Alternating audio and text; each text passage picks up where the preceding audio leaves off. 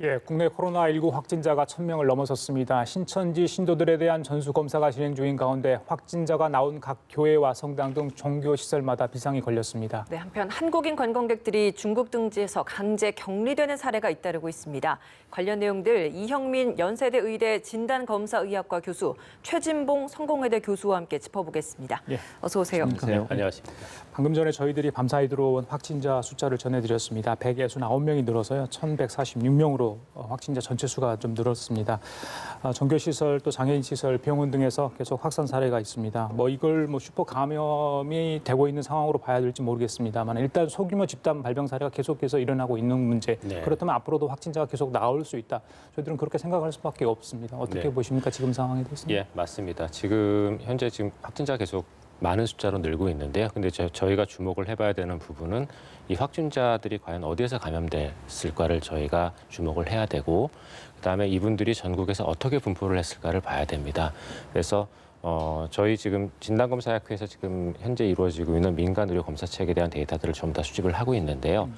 2월 23일 날 이루어진 검사는 의료기관 기준으로 2,000건 정도가 이루어졌고, 그중에 8명이 확진을 받아서 0.5%의 확진율을 보였습니다. 양성률을 보였는데 그중에 2명만이 대구 경북 지역 이외의 지역에서 나왔습니다. 그러니까 우리나라 전체 의료기관에서 이루어지는 검사에서 양성이 나온 비율은 0.1% 정도 수준이었고요.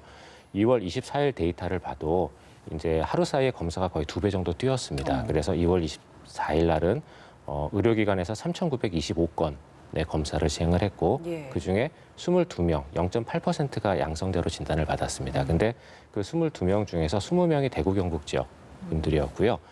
단지 2명만이 이제 대구 경북 이외의 지역 분들이어서 역시 0.1% 미만의 양성률을 보여주었습니다. 반면에 저희가 이제 이 검사를 수행하는 기관 중에 검체검사 전문기관이라는 곳도 있는데요. 거기에서 검사를 2월 23일 날 7,400건 정도를 시행을 했고, 그중에 199명의 양성자가 나왔었습니다. 근데 일부는 이미 진단받은 환자도 포함되어 있지만 굉장히 많은 부분이 신환이었거든요. 그리고 2월 23일 날은 역시 2배 정도 되는 13,687건 검사를 했고, 역시 여기에서도 일부 양성자들을 포함을 해서 대략 300건 정도가 양성이 나왔거든요. 근데 이분들 역시 거의 다 대부분 대구 경북 지역들이 많습니다. 그래서 분명히 확진자는 더 늘 겁니다. 근데 대구 경북 지역이 아직은 대다수를 차지를 하고 있고, 대구 경북 이외의 지역은 아직은 시작 단계라고 보입니다. 다만 이 과정이, 이 시간이 어느 정도까지 지속될지는 모르겠습니다. 왜냐하면은 코로나19 같은 경우에는 저희가 2배가 되는데 일주일 정도가 걸리고, 대구 경북 지역에서 이미 환자가 발생한 지가 꽤 됐기 때문에 타 지역 전파가 슬슬 이제 시작될 때가 됐거든요. 그러니까 저희가 이 대구 경북 지역의 리스크와 그다음에 타 지역에 감염될 리스크를 어떻게 관리하느냐에 따라서 다른 지역에서의 감염의 양상이나 이런 것들이 많이 바뀔 걸로 생각이 됩니다. 예, 구체적인 수치를 들어주시면서 현재까지 나온 확진자 대구 경북 지역에서 좀 대다수를 차지하고 있다라는 것들을 좀 말씀해 주신 것 같습니다. 네, 사망자 역시도 어제까지 나온 결과에 따르면 3명이 더 늘어서 총 11명이 됐습니다. 오늘까지 발표된 내용을 보면 아직까지 추가 사망자는 없는 것 같은데, 근데 지금 사망자 중에서 대다수가 지금 청도 대남병원에서 나오고 있는 상황이지 않습니까? 또 중증, 그러니까 위중한 환자들도 현재 6명 정도가 된다라고 하고 있는 상황이라고 한다면, 지금 상황에서 사망자 추이는 좀 어떻게 전개될 거라고 또 예상을 해볼 수 있을까요? 사망자 추이는 조금 더 늘 수도 있을 것 같은데요. 이제 그렇게 생각하는 이유가 현재까지 사망자 중에서 7분이 대남병원에서 나오신 분들이고, 한 분은 이제 신천지 관련 분입니다. 그다음에 3분의 경우에 있어서는 만성 질환을 갖고 계시는 분들이었습니다. 근데 지금까지 어떤 감염된 분들이 주로 좀 젊은 나이라던가 이렇게 면역력이 문제가 없었던 분들 위주였었다면은 대남병원과 관련돼 있던 분들은 굉장히 오랫동안 병원 생활을 하신 분들도 많고, 특히 첫 번째 사망자 같은 경우에는 당시 몸무게가 성인 남성임에도 불구하고 45kg 정도였었거든요. 그러니까 굉장히 영양 상태도 좋지 않았을 거고, 면역력도 좋지 않았을 걸로 생각이 됩니다. 그래서 대남병원과 관련돼 있는 분들의 경우에 있어서는 이런 여러 가지 정황을 고려했었을 때 분명히 사망자는 조금 더 늘 것 같습니다. 교수님이 대남병원 얘기를 계속 하고 있습니다. 확진자가 거의 거기에 특히 정신병동에 있었던 분들은 많은 확진되고 있는 상황인 것 같아요. 다른 옆에 있는 병동도 마찬가지인 것 같고요. 시설이 그렇게 열악했다. 그리고 1개월 사이에 외부하고 접촉도 빈번하게 이루어졌다. 관리가 좀 제대로 안 됐던 것 같아요. 폐쇄병동도 분명 그 안에 있었지 않습니까? 그렇죠. 맞습니다. 지금 말씀하신 것처럼 그런 문제점들이 지적이 되면서 그게 결국은 대남병원에서 확산된 요인이 됐지 않나 그런 비판들이 일고 있습니다. 첫 번째로 폐쇄돼 있다 보니까 접촉이 안쪽에서 많이 일어나고 그러다 보니 한 명이 감염이 되면 확산이 되고 또 하나는 그게 처음 그럼 어떻게 들어오게 됐느냐. 한 달 전부터 외부 접촉이 많이 있었다는 겁니다. 그래서 우리가 기본적으로 알고 있기는 폐쇄가 돼서 전혀 외부와 접촉이 없는 줄 알았는데 알고 봤더니 한 달 전부터 외부와 접촉이 있었고 일부 언론은 또 흡연실에 갔다는 얘기까지 나와요. 그건 확인된 내용은 아닙니다만 그러다 보니까 이분들이 정말 외부에 있는 사람들과 접촉하면서 대남병원에서 감염이 됐을 가능성이 있고 그리고 이제 생활을 폐쇄적으로 하다 보니까 일단 안에 들어오시면 다른 환자들이나 아니면 의료진에게 전파할 가능성이 높아지는 거잖아요. 이런 이제 그 최악의 상황이 이루어진 것 같고요. 또 이제 그 시설이나 이런 부분이 약간 좀 그 운영되는 방식에 있어서 어려움이 있었던 것 같고 또 청결 면에 있어도 약간 좀 떨어진 부분이 있었던 것 같고 지금은 이제 전문 의료진들이 거기에 투입이 됐지만 그전까지는 정신과 전문의들만 계셨잖아요. 그러다 보니까 관리하는 부분에서 약간의 미숙함이 있지 않았나 이런 생각도 들고 그래서 전체적으로 이 대남병원의 운영 자체가 약간 좀 그 부실하게 운영됐다고 하는 분들이 지적이 되면서 폐쇄성과 부실한 운영이 결국은 이런 확산, 바이러스의 확산을 더 부채질하는 그런 효과가 있지 않았나 그렇게 좀 분석이 되고 있는 상황입니다. 예, 폐쇄병동이었기 때문에 이동 수단이 없었던 상황이고 접촉자들도 그 병원 그 의사나 간호사들로 국한되어 있을 거라고 얘기를 했었는데 이게 뒤늦게 이제 병원 측에서 사실은 외출도 했었고 외박도 네, 했었다라는 면회도 있었다라는 것들을 뒤늦게 밝혔고 또 맞습니다. 신천지 교주의 형이 이 저기에서 응급실에서 일주일간 묵었다는 것도 맞습니다. 입원을 했다는 것도 뒤늦게 알게 이것도 된 밝히지 거죠. 않았습니까? 근데 그렇습니다. 병원 측에서는 왜 이걸 이렇게 늦게서야 이걸 밝혔을까요? 그러니까요. 그게 이제 사실은 조금 아쉬운 부분이에요. 예. 그러니까 좀 미리 밝히고 그런 부분들을 적극적으로 방역당국에 얘기를 했다고 하면 역학조사를 좀 더 빨리 할 수 있었을 것이고 예. 조사가 좀 더 빨리 진행됐으면 이런 부분들을 차단하기에 조금 더 유리했을 텐데 그런 부분들을 전혀 밝히지 않고 나중에 역학조사 과정에서 이게 밝혀진 거 예. 아니겠습니까? 선제적인 조치를 하는데 약간 시간이 허비되는 그런 문제점을 발생을 시켰는데 이게 바로 이제 대남병원에서 대응을 잘못했던 부분이라는 말씀을 드리는 거예요. 예. 제가 볼 때는 뭐 아마도 제 개인적인 추측입니다만 대남병원 차원에서 이런 부분들이 밝혀졌을 때 본인들한테 부정적인 영향을 미칠 가능성에 대한 우려도 있었을 것이고 예. 또 이제 이만희 씨 이 친형 같은 사람 그분 같은 경우도 거기서 5일이나 입원을 했었고 또 거기서 장례식까지 치렀잖아요. 예. 그래서 많은 사람이 거기에 왔었는데 그런 부분들이 처음에 신천지 문제가 발생했을 때 그런 부분을 적극적으로 얘기하고 또 방역 당국에 얘기했다고 하면 조금 더 역학조사가 빨리빨리 이루어졌을 텐데 그런 부분들이 좀 지체가 되면서 결국 여러 가지 방역을 할 수 있는 시스템에 허점을 보이는 그런 문제를 발생시켰다고 볼 수 있겠습니다. 교수님은 대남병원 상황 어떻게 보십니까? 그 말씀하신 부분들에 전부 다 공감을 하고요. 그다음에 대남병원 같은 경우에 있어서는 분명히 정보의 투명한 공개가 굉장히 중요하거든요. 지금 현재 국내에서 많은 코로나19 관련 환자들이 나오고 있으니까 이제 여기에 대해서 해외에서든 여러 가지 이제 커멘트나 또는 의견들이 나오고 있습니다. 근데 그 중에서 저희가 주목할 만한 의견 중에 하나가 어떤 게 있냐면은 한국의 지금 코로나19 환자의 증가는 크게 두 가지에서 영향을 받은 거다. 첫 번째가 한국의 엄청난 검사 능력이 있고 두 번째가 그리고 거기에서 나온 결과를 투명하게 공개하고 공유하는 그런 정보의 투명성 때문이고 이 두 가지를 갖춘 나라는 없다라는 트윗이 있거든요. 마찬가지로 이런 감염 질환이 있을 때는 감염 질환에 관련되어 있는 정보를 얼마나 투명하게 공개를 하고 거기에 대한 대책을 세우느냐가 굉장히 중요하거든요.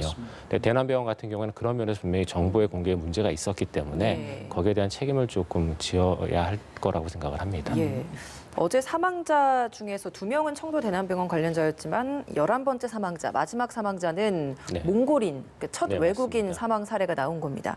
이 사망자 같은 경우에는 간 이식을 하려고 지난 12일에 한국에 입국을 했는데 그 과정에서 지금 뭐 전염이 된 것인지는 아직까지 경로가 밝혀지진 않고 있습니다. 근데 기존에 만성 간 질환, 말기 신부전증 이런 기저질환을 가지고 있다라고 하는데 한국에 입국된 후에 감염됐을 확률이 더 높다라고 봐야 되는 건지 이건 어떻게 판단하고 계십니까? 굉장히 어려운 얘기인데요. 일단 그 환자분 같은 경우는 12일 날 입국한 걸로 알려져 있습니다. 예. 그리고 이 환자분의 그간 행적을 보면은 워낙에 간 이식을 위해서 그 한국에 입국하신 예. 분이거든요. 근데 그 여러 가지 장기의 상태가 굉장히 안 좋았기 때문에 결국은 18일 날 간 이식을 포기를 하고 그 18일 이후부터는 남양주에 있는 그 근거지에서 그 요양을 가족들과 함께 요양을 했었던 걸로 알려져 있거든요. 예. 그러면서 간이식을 위한 의료기관의 방문이라든가 이런 것들이 있었던 걸로 알려져 있는데 이 환자가 12일 날 들어왔다가 26일 날 사망을 했는데 지금 현재 코로나 바이러스 양성이 나왔습니다. 그러면 저희가 인큐베이션 피리드, 그러니까 잠복기를 고려를 했을 때 분명히 가지고 들어왔을 가능성은 조금 저희가 낮을 예, 것 예. 같습니다. 낮을 것 같고 국내에서 감염됐을 가능성이 있을 것 같은데 그러면 이 환자의 사인에 코로나19가 얼마나 관여를 했냐. 이 환자는 이식을 포기할 정도로까지 상태가 안 좋은 환자였었고요. 그다음에 여러 가지 의학적인 문제들 때문에 이미 심정지가 2번 정도 있었던 환자로 알려져 있습니다. 그래서 아마 이 환자의 사망 원인과 코로나19하고는 관련은 없을 것 같고 다만 이미 이 환자 같은 경우 코로나19로 확진이 됐기 때문에 어디에서 전파가 되는지에 대한 조사는 필요하지 않을까 예, 싶습니다. 알겠습니다. 자, 교수님 어제 문재인 대통령 대구를 방문해서 관계자들과 특별 회의를 열었습니다. 그렇습니다. 심각으로 격상되고 계속해서 많은 정부 차원에서 최대한 도울 걸 다 도우겠다는 이야기를 총리와 대통령이 계속했는데 직접 대구를 방문하지 않았습니까? 예, 그렇습니다. 어떻게 그 메시지는 어디 있다고 보십니까? 저는 1차적으로 대구 경북에 대해서 정부가 얼마나 각별한 신경을 쓰고 있냐 하는 부분을 보여주는 중요한 메시지라고 봅니다. 특히 이제 어제 사실은 잘 아시는 것처럼 이제 봉쇄란 단어 때문에 논란이 좀 있었지 않습니까? 그러다 보니까 대통령이 직접 나서서 해명을 하셨어요. 그게 물리적으로 사람이 오가는 거라든지 교통편을 막는 이런 봉쇄의 의미가 아니라 외부로 나가는 바이러스의 전파력을 막겠다 이런 의미의 봉쇄의 개념이었는데 정치적으로 이게 이제 논란이 되면서 문제가 있어 그러다 보니 대통령이 직접 방문하는 것이 필요하다고 판단했을 가능성이 있다고 봅니다. 그리고 지금 대구 경북 지역에서는 엄청난 불안감에 쌓여 있는 거 아니겠습니까? 그 지역 주민들 얼마나 힘들겠습니까? 그래서 이거는 최대한 모든 자원과 그다음에 인력을 동원해서 대구 경북 지역의 문제를 해결하겠다고 하는 강력한 정부의 의지를 표명하는 거라고 저는 봅니다. 두 군데서 회의를 했는데 대구시청에서도 회의를 하셨고요. KTX 회의실에서도 회의를 하셨어요. 거기서도 회의를 하시고 또 총리 같은 경우는 지금 내려가서 거기 상주를 하고 있습니다. 맞습니다. 그러니까 이런 상황 결국 정부가 대구 경북 지역의 이 코로나 바이러스 문제를 확실히 잡겠다는 의지를 명확하게 보여주는 것이고 모든 가용 인력을 동원하겠다는 정부의 강력한 메시지를 던져주는 것이다. 이게 이제 총선을 앞두고서 정치적으로도 민감한 사안이고요. 예. 민심과 여러 가지 연관돼 있는 부분이기 때문에 정부 입장에서는 이걸 질병 차원에서 이걸 해결하는 문제도 중요하지만 정치적 이런 정쟁으로 빠지는 것을 막기 위해서도 적극적인 노력, 선제적인 조치가 필요한 상황이어서 아마 대통령이 직접 방문하신 게 아닌가 그렇게 볼 수 있을 것 같습니다. 그럼 총리가 상주를 해서 대구에서 직접 상황을 살피게 되면 앞으로 중대본 회의는 계속해서 대구에서 열린다라고 봐야 되는 그렇게 거죠. 봐야 되는 거죠. 직접 대구에서 이걸 눈으로 보면서 총괄을 하게 된다라고 한다면 이게 실질적인 방역에 도움이 되는 부분이 있습니까? 저는 도움이 된다고 봐요. 왜냐하면 실제적으로 현장에 가서 본다고 하는 것은 이게 서울에서 보는 것과 전혀 다른 차원이라고 예. 저는 생각이 들거든요. 그리고 현장에 있는 의료진이나 아니면 시민들, 도민들의 의견을 직접 듣는 것도 아주 중요하다고 저는 생각해요. 그분들이 실제 필요한 게 무엇이고 의료진들이 지금 현재 어떤 상태이고 하는 부분들을 현장에 직접 찾아가면서 지금 정세균 총리 같은 경우에는 청도도 가겠다고 얘기했어요. 거기도 가보겠다 일단 어떤 상황인지 가서 의료진도 만나보고 그분들의 의견도 듣고 그분들의 건의사항도 받고 이래야 제대로 대처하지 않겠습니까? 하나를 거쳐서 올라오면요. 시간도 오래 걸리고 제대로 파악이 안 돼요. 실제 책임을 맡고 있는 본부장이 직접 내려가서 현장을 보는 것은 그만큼 현장에 필요한 대책을 빨리빨리 즉각적으로 신속하게 대응할 수 있다는 점에서 유리하다. 그리고 그런 노력을 하는 이 정세균 총리의 행보는 상당히 칭찬받을 만하고 대구 경북에서 얼마나 어느 정도 안심이 되겠습니까? 어쨌든 정부가 적극적으로 노력하는 부분으로 볼 수 있는 기회이기 때문에 긍정적인 평가를 할 수 있을 것 같습니다. 정 총리 오늘 중대본 회의에서도 이 정부 대응과 현장 체감에 상당한 차이가 있다. 예, 맞습니다. 방금 최 교수님 말씀하신 걸 그대로 이야기를 한 것 같습니다. 역시 현장에 가서 보고 또 지휘할 수 있는 그런 여력이 생기지 않았나 싶고요.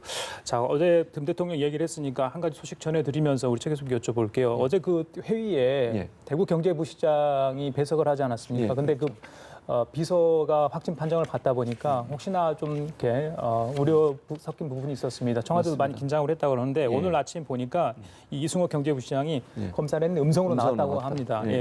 그럼에도 불구하고 청와대가 당시에 있었던 취재 기자들하고 또 배석했던 분들은 또 자가격리를 좀 하라고 이렇게 이야기를 했다고 합니다. 정말 조심해야 될 것 같아요. 그럼요, 조심해야 돼요. 지금 그 출입처들 있잖아요. 소위 기자들이 가는 출입처들도 거의 대부분 다 폐쇄됐습니다. 국방부도 사실은 이제 증상이 한 분이 있어가지고 자가격리한 상태고 거기도 지금 기자실이 폐쇄가 됐거든요.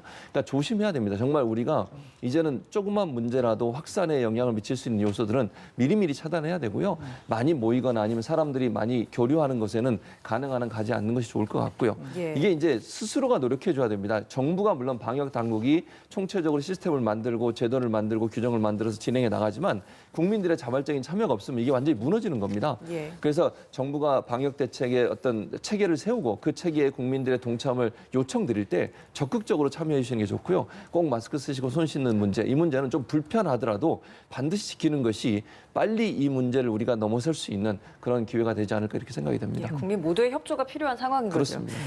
앞으로 4주에 걸쳐서 대구 상황을 좀 진정시키겠다라는 게 정부의 목표인 것 같습니다. 네. 때문에 대구 지역 내에서 감기 증상만 있어도 이 검사를 받을 수 있도록 하는 상황을 살피고 있는 것 같은데 의심 증상을 가지고 있는 사람과 감기 증상을 가지고 있는 사람 검사가 좀 어떤 식으로 진행이 됩니까? 서로 방법이 다릅니까? 방법이 다르지는 않고요. 이제 어떤 환자를 대상으로 해서 검사를 하느냐를 결정하는 문제가 있다고 생각을 합니다. 저희가 통상적으로 감기로 검사를 하지는 않거든요. 예. 감기의 경우에 있어서는 대부분 다 그냥 앓고 지나가는 거로 생각을 하고 감기 때문에 이제 사망하시는 경우는 대부분 없다고 생각을 하지 않습니까? 물론 아주 고령이거나 면역력이 저하돼 있으면 모르겠지만 대부분의 경우에서는 그냥 지나가거든요. 예. 그래서 검사를 하지는 않는데 저희가 호흡기 관련 병원체에 대한 검사를 하는 것은 중증 호흡기 감염이 의심되어지는 경우, 폐렴으로 가거나 이랬을 경우 이제 가게 되거든요. 예. 그래서 그런 경우에 저희가 이제 17종의 바이러스라던가 또는 비정형 그 폐렴균에 대한 검사를 하게 됩니다. 근데 이런 얘기가 나온 이유는 코로나 바이러스의 초기 증상이 굉장히 모호한 경우가 많습니다. 감기 증상과 비슷하다고들 많이 하죠. 맞습니다. 예. 그러다 보니까 초기에 환자의 양상만 보고서는 저희가 구분을 할 수가 없거든요. 그러니까 이 감기 환자들에 대해서도 우리가 코로나 바이러스가 코로나19 검사를 미리 해서 선제적으로 대응하겠다는 그 뜻이 거기에는 숨어져 있다고 생각을 합니다. 다만 이제 저희가 주의를 해야 되는 것은 이러한 검사를 함에 있어서 저희가 검사 자원도 결국 자원이거든요. 그러니까 이 검사 자원을 저희가 효율적으로 사용하기 위해서는 어떤 환자를 대상으로 언제쯤 검사를 하게 할지에 대한 분명히 논의는 조금 있어야 될 것 같습니다. 예. 조 교수님, 지금 아까 전에 대구에서 우리 현지 취재하는 기자를 통해서 들었습니다만은 총력전을 벌이고 있다 예, 그렇다고 합니다. 의료진들 좀 손이 좀 많이 부족한가 봐요. 맞습니다. 대구시 의사회에서도 좀 도움을 호소했고 동료 의사들 진료가 끝나면 좀 달려와 달라 이런 예, 내용이 있었습니다. 맞습니다. 협조할 수 있다면 정말 협조를 해야 되는 지금 상황인 것 같아요. 예, 맞습니다. 그래서 자원봉사자들도 모집하고 의료인도 모집을 했는데 지금 어느 언론사의 보도에 따르면 50여 명, 한 60명 가까이가 지원한 것으로 알려지고 있어요. 네. 뭐 정확한 숫자는 아직은 나온 건 아닙니다만 그만큼 이제 대구를 향한 우리 국민들의 마음이라고 저는 보거든요. 힘내라 대구, 힘내라 경북이라는 해시태그까지 SNS상에 지금 많이 계속 달고 확산되고 있습니다. 있습니다. 그리고 기업들은 모 기업은 5억에서 10억을 지금 거기에 기부를 했고요. 그래서 이제 대구 경북 지역의 이런 어려운 상황을 돕기 위한 국민들의 손길이 계속 답지되고 있고 또 말씀하신 것처럼 공중보건의뿐만 아니라 일반 의료진 중에도 50여 분이 또 자원봉사를 하겠다고 또 나서고 있는 상황이어서 희망적이라는 생각이 듭니다. 저는 이게 어려움이 아직까지 물론 확진세는 계속 늘어날 겁니다. 당분간은 검사가 되고 있고 중증 환자가 많이 있기 때문에 그러나 우리 국민들이 힘을 합친다고 하면 대통령이 말씀하신 것처럼 충분히 이겨낼 수 있다고 저는 봅니다. 그리고 아까 교수님 말씀하셨잖아요. 투명하게 공개하는 거 우리 정부가 지향하는 목표고 그래야만 이 문제를 해결할 수 있다고 저는 보거든요. 투명하게 공개하고 여기에 대해서 국민들이 함께 마음을 모은다고 하면 지금 현재 의료진이 부족하고 또 뭐 보건소에서 팀장이 감염이 되고 이러다 보니까 의료진들이 많이 좀 이렇게 일을 할 수 없는 상황에 처해 있잖아요. 예. 그래서 외부에 있는 분들이 많이 좀 달려가셔서 도와주는 그런 모습 더 많아질 거라고 저는 보고요. 그런 국민의 모습을 보여주는 그런 계기가 될 거라고 저는 기대를 합니다. 예. 실제 대구 지역에서 현재 의료 인력은 어느 정도 좀 부족한 상황입니까? 의료 인력의 경우에 있어서 지금 부족한 거는 그 1차 선별을 함에 있어가지고 몇 가지 좀 부족한 점들이 있는데요. 예. 왜냐하면은 저희가 일단 선별 검사를 하기 위해서, 그러니까 코로나19 검사를 하기 위해서는 검체를 채취를 해야 되는데 이 검체를 채취하는 데 들어가는 여러 가지 과정이 아직은 좀 많이 복잡합니다. 그러다 보니까 개인 보호구를 입고 벗고 주변을 소독을 하고 이런 과정, 일련의 과정에 걸리는 시간이 꽤 많거든요. 예. 그래서 그거를 막기 위해서, 그러니까 그런 부분들을 개선하기 위해서 대규모 선별진료소를 이미 운영은 하고 있는 것으로 알고 있습니다. 근데 그럼에도 불구하고 이러한 선별진료를 함에 있어서 그런 여러 가지 검체 수치 어려움 때문에 인력이 좀 필요한 걸로 알고 있고요. 그다음에 두 번째로는 이제 환자가 지금 확진자들이 대구 경북 지역에서 많이 발생하지 않았습니까?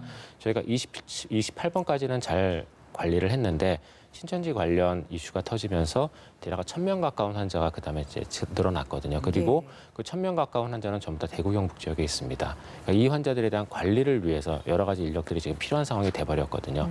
일반적인 환자가 1,000명이 발생을 해도 굉장히 많은 인력이 필요한데 이 1,000명의 코로나19 관련된 환자는 환자에 대한 치료뿐만이 아니라 감염 관리를 위한 여러 가지 것들까지 또 함께 시행을 해야 되는 상황이거든요. 예. 그러다 보니까 평상시보다도 더 많은 인력 자원이 필요하게 되는 거라고 보고요. 거기에 대한 인력들이 좀 앞으로 더 필요할 것 같습니다. 그 검체 채취를 하는데 어떤 전문적인 기술과 지식이 필요합니까? 아니면 일반 어느 정도 네. 의학적 지식이 있는 분들은 네. 할 수 있는 건 단순히 뭐 주사 이렇게 놓는 투입하는 그런 상황은 아닐 거 아닙니까? 예, 검체 채취에 관련된 사항은 저희가 보통 크게 두 가지 검체를 사용을 합니다. 하나는 이제 비인두 검체라고 부르는 코를 통해서 저 코 뒷벽에까지 면봉을 넣어가지고 거기서 바이러스가 들어있는 세포를 채취하는 검체를 하나를 쓰게 되고요. 예. 그다음에 이제 객담이라고 보통 우리말로 가래라고 부르지 않습니까? 그 두 가지를 보통 사용을 해서 검사를 하게 되는데, 네, 그중에서 가래는 환자분이 이제 뱉어내는 배출하는 거를 저희가 검사를 이용을 하지만 비인두 검체 같은 경우는 직접 의료진이 면봉으로 채취를 해야 되거든요. 이 과정이 아주 어렵거나 그런 것은 아닙니다. 예. 그런 것은 아닌데 근데 정확하게 하기 위해서는 약간의 교육이 필요하고요. 그다음에 이게 긴 면봉이 코 안으로 들어가지 않습니까? 그래서 한 요 정도 가깝게 들어가거든요. 그러니까 그렇습니다. 이제 넣는 분도 부담스럽고 예. 당하시는 분도 굉장히 좀 힘들고 그런 과정이다 보니까 환자분의 또 협조가 되게 필요하거든요. 이게 면봉에 들어가면 자기도 모르게 뒤로 이렇게 도망을 갈 수 있거든요. 그러니까 이런 것들을 다 방지하면서 안전하게 채취를 하기 위해서는 약간의 교육과 좀 숙련도가 필요합니다. 예, 알겠습니다. 어제 정부가 신천지 교회 측에 협의를 이끌어내서 신도 전체 명단을 받고 거기에 대한 전수조사를 하겠다라고 이야기를 했습니다. 그렇습니다. 근데 이 종교적인 특성상 외부 노출을 좀 많이 꺼리고 본인의 신분을 많이 감추다 보니까 네. 과연 여기에서 받은 이 명단을 가지고 조사를 하면 100% 조사가 가능할 것인가라는 의문을 제기하는 분들은 여전히 있는 것 같거든요. 그렇습니다. 지금 현재 신천 측에서 밝힌 인원이 약 21만 5천 명이라고 그러잖아요. 네. 그런데 일부 이제 사이비 종교를 연구하시는 기관에서 얘기하는 24만 명 정도 될 거라고 얘기를 합니다. 그러니까 거기에 숫자 차이가 나고요. 예. 두 번째 어제 명단 중에 교육생들은 포함을 안 시켰어요, 신천지가. 근데 교육생들도 이미 거기서 이미 교육을 받고 있고 그다음에 성역 공부도 하고 있고 그러니까 접촉은 충분히 일어났을 가능성이 있잖아요. 근데 교육생 명단을 포함 안 한 것은 전체적으로는 방역 시스템 자체가 완벽하게 이루어지기 어려움이 있는 거죠. 그건 저는 좀 이해가 안 돼요. 신천지 측에서 물론 교육생이 아직은 교인이 아니기 때문에 명단을 넘길 수 없다고 하지만 예. 이거는 지금 교인이 아니냐를 밝혀내는 문제가 아니잖아요. 그렇죠. 여기에 접촉이 있었냐 없었느냐, 거기에 그 모임에 갔느냐 안 갔느냐가 중요한 문제이기 때문에 이걸 가지고 무슨 우리 그 정부가 예를 들어 신천지 교인이가 어떻게 하고 아니고 이런 문제가 아닙니다. 이거는 접촉을 했느냐 안 했느냐가 중요하기 때문에 예. 저는 교육생 명단도 반드시 넘겨줘야 한다고 생각을 합니다. 이분들도 당연히 검사 대상이 돼야 되는 것이고요. 또 하나는 이제 경기도 같은 경우에 강제 조사를 통해서 4만 2천 명 정도의 명단을 확보했다고 합니다. 이것도 사실은 초기에 내놓은 게 아니라 경기도가 행정 어떤 명령을 통해서 이렇게 이루어진 거 아니겠어요? 예. 그리고 알려진 것처럼 신천지 같은 경우에는 공식 교회 건물 말고도 아주 조그만 복음방이라든지 이런 형태의 아주 소규모로 운영되는 그런 방들이 너무 많아요. 그걸 전체적으로 다 밝히기가 신천지는 부담스러울 수 있다는 것이죠. 그게 몇 개가 될지는 아무도 지금 모르는 상황입니다. 이런 상황이다 보니까 정말 이게 그 공식적으로 건네준 명단이 예. 전부일까에 대해서는 아직까지도 의문이다. 이런 생각이 듭니다. 그 신천지 교육생에 대해서는 명단이 확보가 되지 않은 상황이다 보니까 자발적인 뭔가에 본인 스스로가 내가 교육생이었는데 증상이 있으면 뭔가 좀 검사를 받아봐야겠다라는 생각을 하면 좋을 텐데 그렇죠. 실제 그 교육생들 스스로도 본인이 신천지의 교육을 받았다라는 걸 모르는 사람들도 많다고 그럴 수 하는데 있어요. 정말 그렇습니까? 그럴 수 있어요. 왜냐하면 신천지라고 밝히지 않고 교육을 시킨다니까요. 이게 신천지는 본인들의 포교 방식 자체가 예. 본인들이 적극적으로 신천지다 아니면 우리는 성경 공부한다 이렇게 얘기하지 않고 예. 기본적으로 그냥 성경 공부에 오라고 초대만 해요. 교육을 받는 게. 그러니까 처음에 교육받을 때는 이게 뭔지 모르고 그냥 교회의 한 분파인 줄 알고 갔다가 예. 나중에 알게 되는 거죠. 그러니까 어느 정도 깊이 빠지기 전까지는 왜냐하면 그 전에 신천지라는 얘기를 하게 되면 사람들이 그 교육을 더 이상 안 받고 빠져나가거나 그러니까 거기서 더 이상 예. 발을 빼는 경우가 많이 있거든요. 이걸 예방하기 위해서 신천지 같은 경우에는 한참 뒤에 교육이 어느 정도 이루어지고 더 이상 이제 여기서 빠져나갈 가능성이 없다고 생각할 때 신천지라는 걸 밝히는 경우들이 많아요. 예. 그러다 보니까 지적하신 것처럼 교육을 받고 있는 사람 입장에서도 내가 정말 신천지 교육을 받았는지 아니면 그냥 일반 교회 성경 공부를 한 것인지 분간이 안 갈 수 있다는 거죠. 예. 그래서 정말 교육생 명단을 전부 다 밝혀내는 것이 가능할까 하는 문제도 의문으로 남는 겁니다. 예. 앞서도 저희들이 종교시설 관련 집단 감염 가능성 이야기를 했는데 서울 명성교회 부목사 등 2명이 청도에 다녀오지 않았습니까? 뭐 지인 장례식장 다녀왔는데 예. 확진 판정을 받았습니다. 명성교회라면 굉장히 큰 교회로 저희들이 알고 있어서 혹시나 다른 뭐 추가 확진자가 나오지 않을까 의심 환자들이 많이 발생하지 않을까 걱정인데 네. 어떻게 보십니까? 아무래도 가능성이 없지는 않을 것 같습니다. 가능성이 없지는 않을 것 같고요. 근데 이제 그 확진 판정 받으신 그 부목사님이 평소에 이제 그 신도들이나 또는 관련되신 분들하고 어떤 사회적 접촉을 했느냐에 따라서 가능성이 달라질 것 같습니다. 보통 저희가 알다시피 지금 최근 들어서의 사회의 분위기는 마스크나 개인위생에 굉장히 신경을 쓰는 분위기였고 예. 그다음에 코로나19 감염이 굉장히 중요한 걸로 알려져 있는 비말 감염을 차단할 수 있는 여러 가지 사회적 에티켓들에 대한 강조가 되고 있었던 상황이었거든요. 예. 그런 부분들이 전부 다 지켜졌었다면 교회 내부에서도 그러면 환자가 발생할 가능성은 조금 적겠지만 근데 교회 안에서는 분명히 그런 부분들을 지키기 어려웠을 거라고 생각을 하거든요. 예. 일반 교회의 경우에 있어서도. 그러면은 분명히 환자가 발생할 가능성은 있을 것 같다고 봅니다. 예. 그리고 또 추가 집단 감염이 우려되는 사례들이 어제 좀 확진자들 중에서 여러 군데서 네. 나왔습니다. 대표적인 곳이 칠곡 중증 장애 시설 네. 이곳에서 현재 22명, 그러니까 미랄 사랑의 집이라는 곳이었는데 최초 감염자가 40살의 여성인데 이 여성의 어머니가 19일 날 확진 판정을 받은 대구 신천지 네. 교인이라고 합니다. 네. 이 스스로도 본인 스스로가 부모님이 지금 이 상황이 이렇게 있을 때 부모님이 그 신천지 교인이라는 것들을 밝히지 않고 뒤늦게 확진 판정이 이렇게 나온 상황인 건데 좀 이 상황에서 왜 자꾸 이런 식으로 뒤늦게 이렇게 나오게 되는 건지에 대한 의문도 좀 듭니다. 이 부분은 어떻게 보고 계십니까? 그런 부분에 대해서는 좀 저희가 여러 가지를 고민을 해봐야 될 것 예. 같은데 일단 첫 번째로는 종교적인 특성도 있지 않을까라고 좀 생각을 하고요. 그다음에 두 번째로는 본인이 코로나19에 감염됐다는 거를 아직까지도 쉽게 밝히지 못하는 그런 분위기들도 일부 있다고 생각을 합니다. 저희가 이러한 신종 감염병이 있을 경우에 제일 주의를 해야 되는 부분들이 하나가 이러한 신종 감염병에 감염된 사람들에 대한 어떤 사회적인 반응들이거든요. 예. 지금 정부에서는 굉장히 투명하게 공개를 하고 있고 그다음에 제대로 치료를 받으면 별것이 아닌 질환이라고 지금 생각을 하지만 일부 고령자나 면역 저하자들은 분명히 조금 위험한 그런 질환이거든요. 그러다 보니 이에 대한 두려움이 굉장히 지금 과하게 지금 일어나고 있는 상황입니다. 그래서 이런 환자가 있을 때 이 환자나 주변 가족들에 대한 일종의 낙인 같은 게 찍히거든요. 그리고 이런 현상이 이미 중국 내에서도 있었고 그다음에 일본에서도 있습니다. 우리나라도 이런 현상이 나타나지 않으란 법은 없거든요. 그래서 그런 것들을 밝히기 어려운 점도 분명히 있다고 봅니다. 물론 그래서 말씀드렸던 것처럼 종교의 특징과 이런 사회적인 분위기의 두 가지가 아무래도 밝히기 어렵게 만드는 게 아닐까 싶습니다. 온천교회에서도 23명 확진 네. 판정을 받았잖아요. 현재까지 나온 걸로 보면 사실 신천지 대구 교회 그리고 청도 대남병원 이후에는 가장 많은 확진이 나온 그 집단이거든요. 네. 그러니까 혹시나 여기에서는 사실 신천지와의 관련성은 없기 때문에 나는 아니겠지라는 좀 아니란 생각 때문에 이런 집단 감염이 좀 더 발생하는 게 아닌가라는 생각도 들거든요. 예, 맞습니다. 그래서 정보의 공개가 굉장히 중요한 거고 예. 현재 본인이 어떤 위험 요소를 갖고 있는지를 파악을 하는 게 중요한 것이거든요.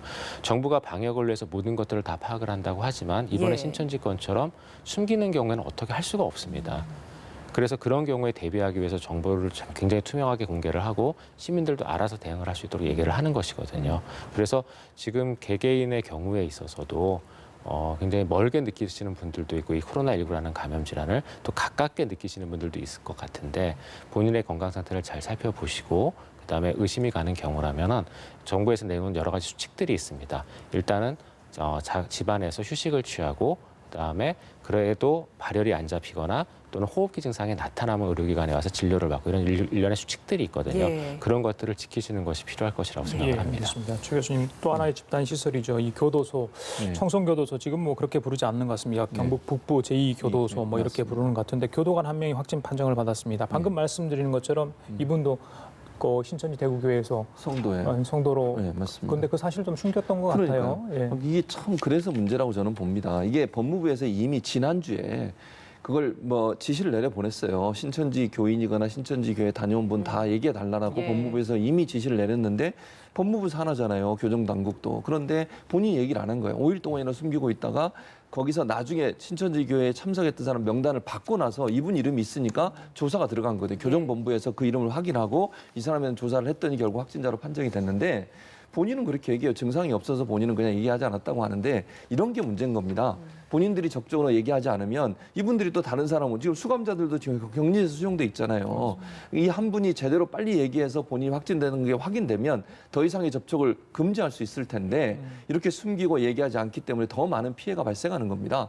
그래서 앞으로도 저는 마찬가지라고 생각해요. 물론 지금 교수님 좋은 지적해 주셨는데 기본적으로 신천지든 뭐든 이런 종교단체나 아니면 확진자에 대한 어떤 잘못된 선입견을 가지면 안 됩니다. 그거는 저는 불필요하다고 생각해요. 그러면 더 숨게 되잖아요, 결국은. 그렇습니다. 예. 그래서 그런 선입견을 없애고 이런 신천지에 참여했거나 예배에 참여했던 분들은 적극적으로 본인들이 직접 검사도 받으려고 하고 밝히고 이러면서 차단할 수 있도록 확산을 차단할 수 있는 노력들이 함께 필요하지 않겠나 하는 생각이 듭니다. 예, 그 수용자들이 검체 채취 따로 별도 공간에서 격리 중인데 이 수용자들 검체 채취는 뭐 다른 공간에서 이루어지는 건지 아니면 지금 격리되고 있는 공간에서 이루어지는 건지 어떻습니까? 제가 알기로는 경제적인 공간에서 이루어지는 거 알고 있어요. 그러니까 우리 그 방역 당국에서 예. 방문을 해서 하게 돼 있는데 지금 교정 당국의 발표에 따르면 교도관들 접촉한 교도관들이나 사무실에 근무한들은 이미 검사를 받은 걸로 알려지고 있고요. 예. 수감자들에 대해서는 아직 안 받았다고 하는 언론 보도가 있기 때문에 이제 우리 질병관리본부에 요청을 해서 질병관리본부에서 그걸 전문적으로 하시는 분들이 의료진들이 가서 아마 수감시설에 가서 직접 검사를 할 가능성이 있다고 보여집니다. 자, 교수님, 그 중국 상황을 좀 여쭤볼게요. 네. 약간은 뭐 확진자가 수가 초반보다 많이 좀 줄어든 것 같아요. 네, 그럼에도 불구하고 맞습니다. 나오긴 나오고 있는 상황인데 어떻게 보십니까? 일단 중국 상황이 국내 상황이 워낙 좀 심각하다 보니까 네. 좀 더 멀어지긴 멀어집니다. 그럼에도 불구하고 발원지가 거기이기 때문에 저희들이 좀 주시를 할 필요는 있어 보입니다. 네, 맞습니다. 중국이 좀 처음에 이런 관련 정보를 좀 명확하게 투명하게 공개를 했었더라면 아마 주변 국가들이나 전 세계에 있는 다른 국가들이 좀 더 대응이 빠르거나 정확했을 거라고 생각을 하는데요. 그런 면에서 이제 굉장히 많은 아쉬움은 갖고 있고요. 그래서 저희가 필요한 그러한 그 여러 가지 정보들을 중국의 정보들을 지금 예의주시하고 있는데 분명히 네. 중국의 환자 그 발병 현황은 감소세가 맞습니다. 아, 그 이유가 중국 같은 경우에는 아무래도 그 주민들 그러니까 주민들의 이동이나 이런 것들을 굉장히 강력하게 제한을 할 수가 있거든요. 예. 그래서 이미 코로나19가 우한 지역, 그다음에 허베이 지역에서 대량 발생하고 난 이후부터 1월 한 중순 말 정도부터 주민들의 이동을 굉장히 강력하게 제한을 했거든요. 그래서 그런 효과가 지금 나타나고 있고요. 예. 중국의 데이터를 살펴보면 지금 허베이성 지역은 아직도 환자가 계속 발생을 하고 있지만 허베이성 이외의 지역에서 환자 발생이 일일 10명에서 20명 정도까지 떨어졌습니다. 지금 현재 상황에서는. 이게 혹시 확진 판정을 내리는 그 기준이 변경됐기 때문에 좀 적어진 건 아닐지 여기에 네. 대한 의문도 있거든요. 예, 그것도 좀 저희가 주의를 하기는 해야 됩니다. 예. 중국의 경우에 있어서 확진 판정을 여러 번 바꿨거든요. 처음에는 이제 분자진단검사에서 양성인 사람만 하다가 그 여력이 못 따라가니까 그다음에 증상과 CT 소견 같은 것들을 넣었다가 다시 예. 분자진단으로 한 갔다가 3번 정도 바꿨어요. 예, 그렇게 바꿨었거든요. 그런 것들 때문에 분명히 영향을 받는 부분들도 일부 있습니다. 예. 그리고 중국에서는 이제 분자진단 시약의 어떤 그 민감도 문제가 또 일부 이슈화가 됐었기 때문에 예. 그런 것들 때문에 또 그 기준이 바뀌지 않았을까라고 생각을 하거든요. 예. 그래서 분명히 그런 부분들에 대해서 저희가 주의를 해봐야 되지만 현재 그 이후로는 어느 정도 그 진단이나 이런 것들이 안정화가 되어 있기 때문에 예. 아마 지금 현재 나오는 데이터는 크게 문제가 있을 것 같지는 않습니다. 네, 상황이 이렇다 보니까 지금 오히려 중국에서 우리나라를 거쳐서 오는 입국자들을 격리 조치를 하거나 입국을 제한하는 상황이 발생을 하고 있습니다. 네.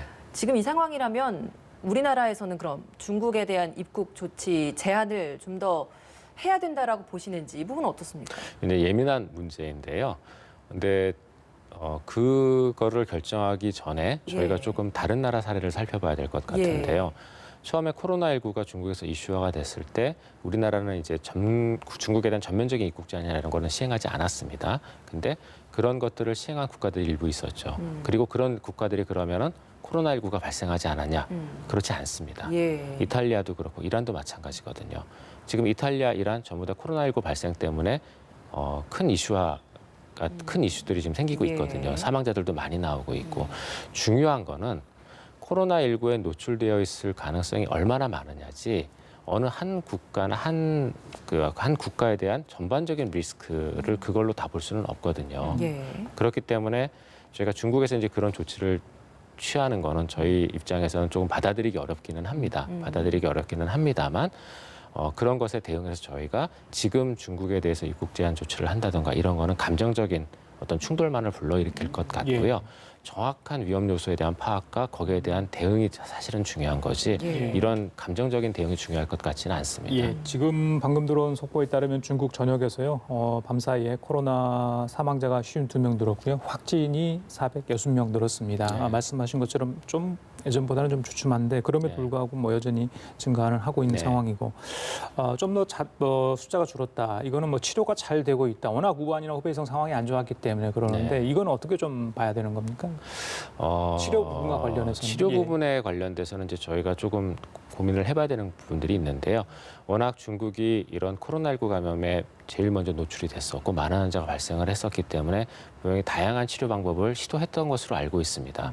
그리고 거기에는 여러 가지 약제에 대한 방법도 있었고 심지어는 대증적인 치료도 일부 시도했던 것으로 알고 있기 때문에 거기에 대한 경험을 많이는 가지고 있거든요. 근데 그런 것 때문에 나았는지 아닌지는 저희가 아직은 파악은 어렵고요. 다만 중국에서 우리나라 그 중앙임상-TF, 지금 중앙임상위원회로 격상이 됐는데요.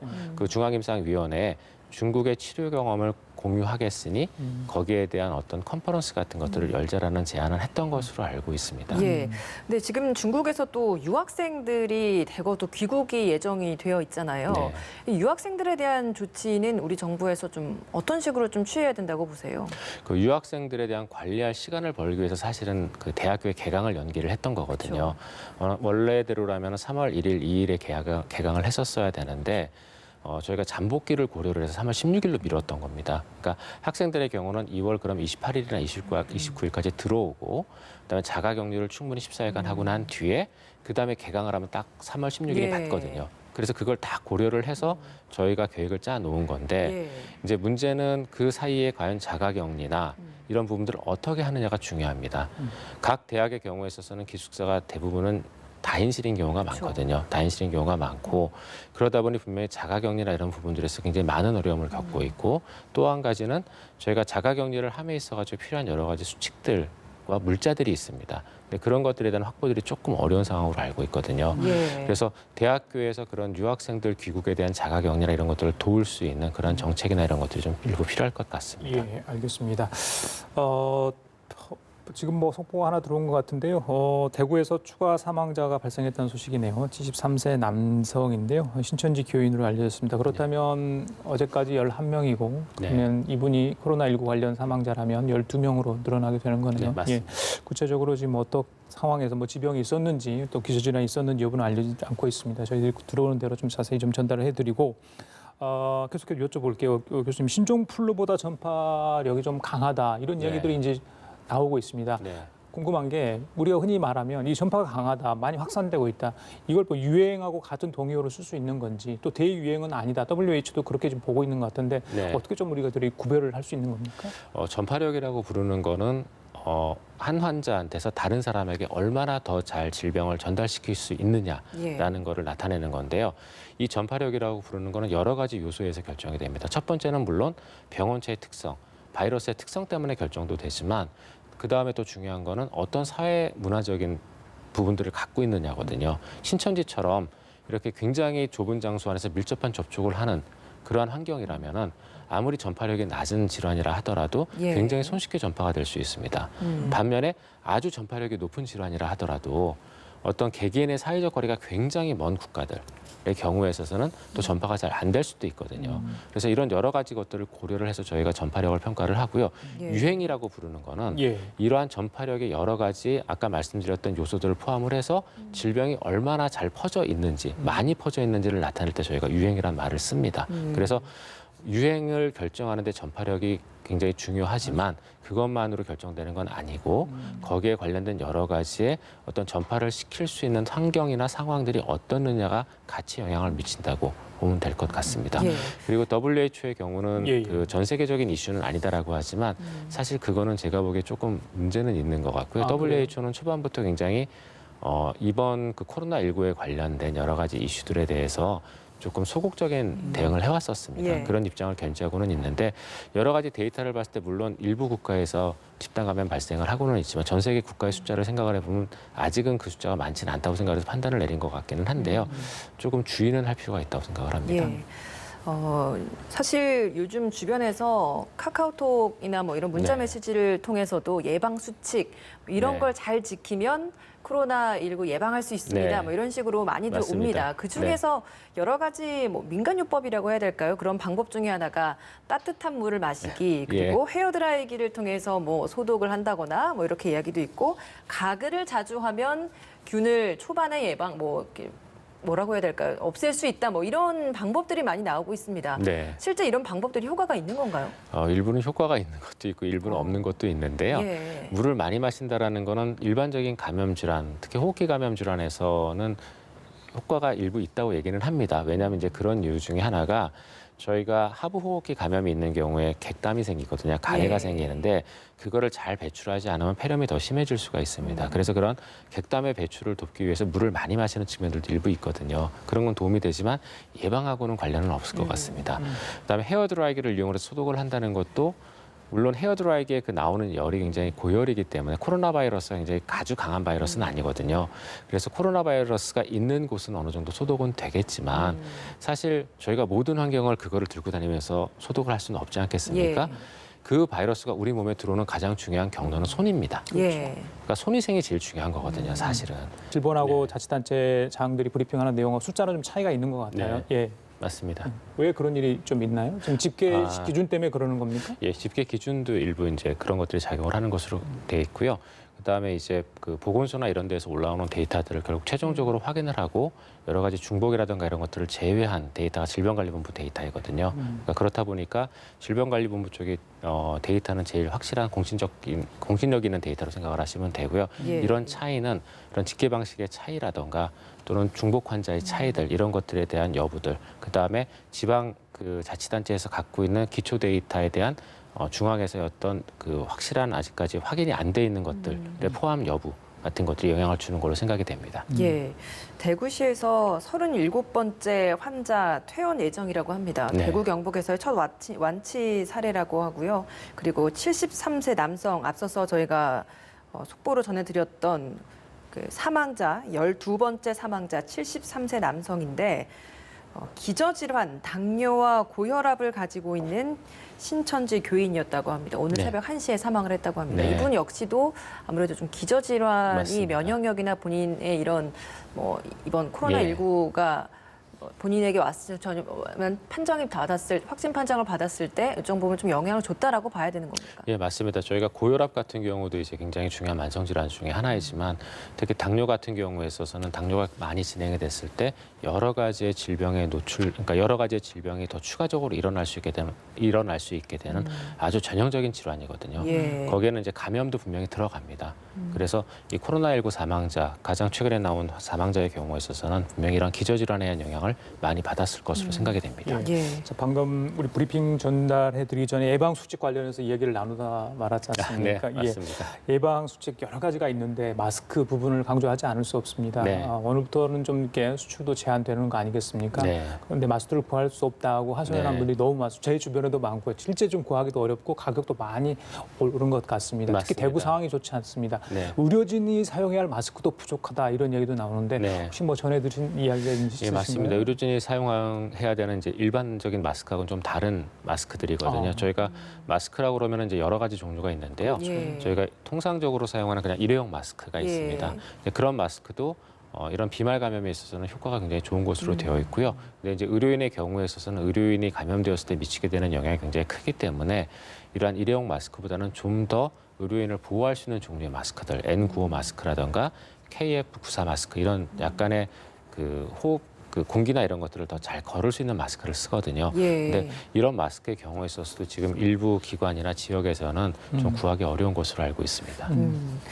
요즘 이렇게 상황이 심각하다 보니까 주변에서 혹시 나도 코로나19 아닐까라는 걱정을 하는 이른바 뭐 상상 코로나19 네. 뭐 이런데 그것도 또 나타나고 네. 있다라고 하더라고요. 네. 그 시청자분들께 좀 이런 부분에 있어서의 우려에 대해서 의사로서 좀 한 말씀 해줄 수 있다면 좀 말씀 예. 부탁드립니다. 아까도 말씀을 드렸지만 일단 코로나19라는 감염 질환은 없는 데서 생기는 질환은 아니거든요. 예. 분명히 감염돼 있는 감염돼 있는 환자와 접촉을 했을 때 걸리는 질환입니다. 예. 그러니까 본인이 개인의 어떤 상황은 본인이 제일 잘 아시지 않습니까? 그렇죠. 그래서 본인이 생각을 하셨을 때 이러한 코로나19에 감염될 가능성이 충분히 있었던 상황이라면은 그런 상황에서 열이 나거나 또는 그 열이 해열제나 이런 것들도 잘 조절이 안 되는 상황이라면은 당연히 그 전화 콜센터에 전화를 하셔가지고 빠른 진료를 받고 진단을 받으시는 게 중요하고요.